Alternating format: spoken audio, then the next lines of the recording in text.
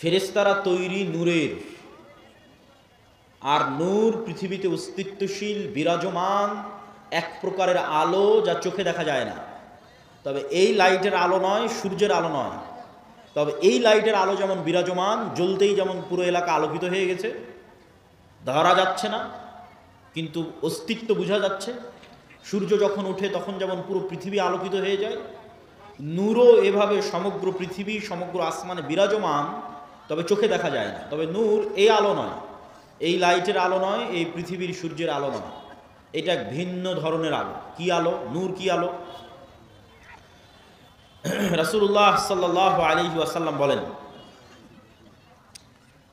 হিজাবুহুন নূর, আল্লাহ সুবহানাহু তাআলার চেহারার পর্দা নূর।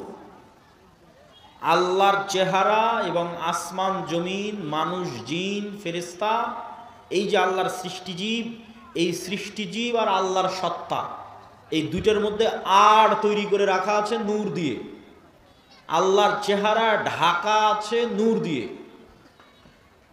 লাউ কাশাফাহু, যদি এই নূরকে সরিয়ে নেওয়া হয়, যে নূর আসমান জমিন এবং সর্বত্র বিরাজমান, এই নূরকে যদি সরিয়ে নেওয়া হয়, লা আহরাকাত সুবহাত ওয়াজহিহি, তাহলে আল্লাহ সুবহানাহু তাআলার চেহারা প্রকাশ পেয়ে যাবে।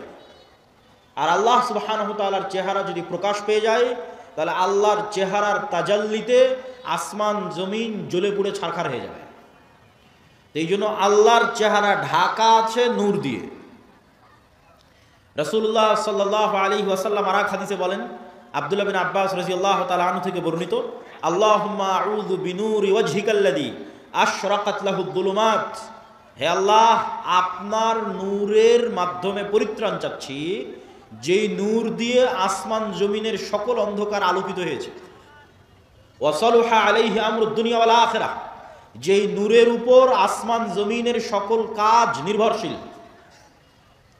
যেই নূর দিয়ে আসমান জমিনের সকল অন্ধকার আলোকিত হয়েছে, যেই নূরের উপর আসমান জমিনের সকল কাজ নির্ভরশীল, সেই নূর দিয়ে আপনার কাছে পরিত্রাণ চাচ্ছি।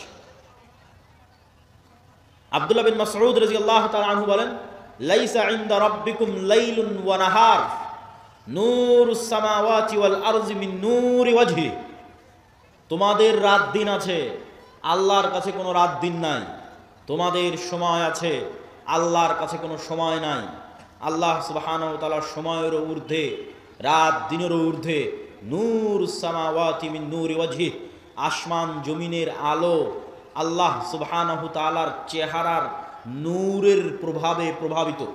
আল্লাহ সুবহানাহু তাআলা নিজেও কোরআন মাজিদে বলেছেন, আল্লাহু নূরুস সামাওয়াতি ওয়াল আরজ, আল্লাহ হচ্ছেন আসমান এবং জমিনের নূর।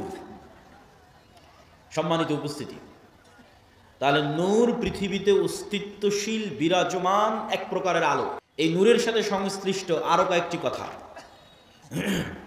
ফেরেশতারা যেমন নূর থেকে তৈরি, এই কোরআন তেমন নূর, আর ইসলাম তেমন নূর।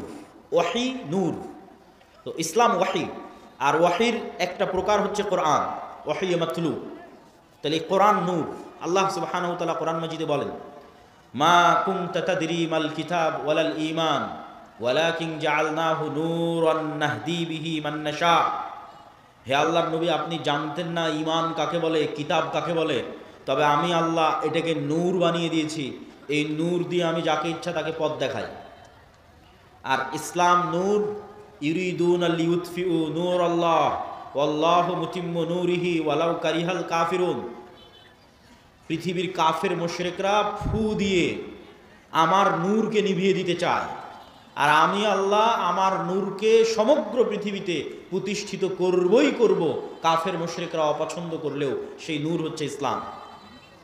আল্লাহু মুতিম্মু নূরিহি, আল্লাহ তার নূরকে পূর্ণতা দান করবেন তথা জমিনে প্রতিষ্ঠিত করে ছাড়বেন তার নূরকে।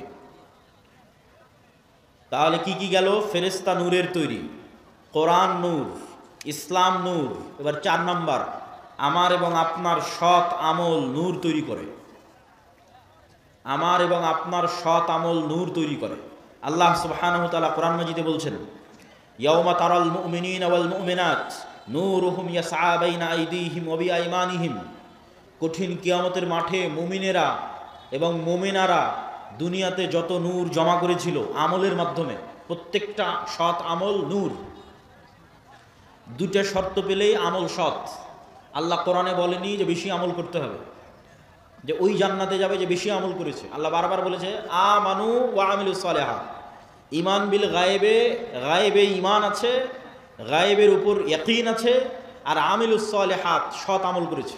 সৎ আমল নূর তৈরি করে। তো সৎ আমল দুই শর্তে নূর তৈরি করে, তখন এটা সৎ আমল হয়।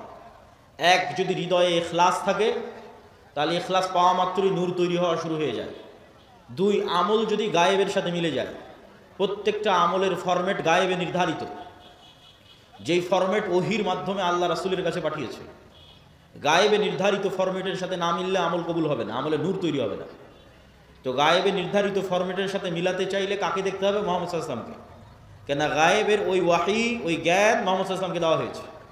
তাহলে মুহাম্মদ সাল্লাল্লাহু আলাইহি ওয়াসাল্লামের আমলের সাথে যখন আমল হুবহু মিলে যাবে, মানে ওটা গায়েবের ফরম্যাটের সাথে হুবহু মিলে গেছে।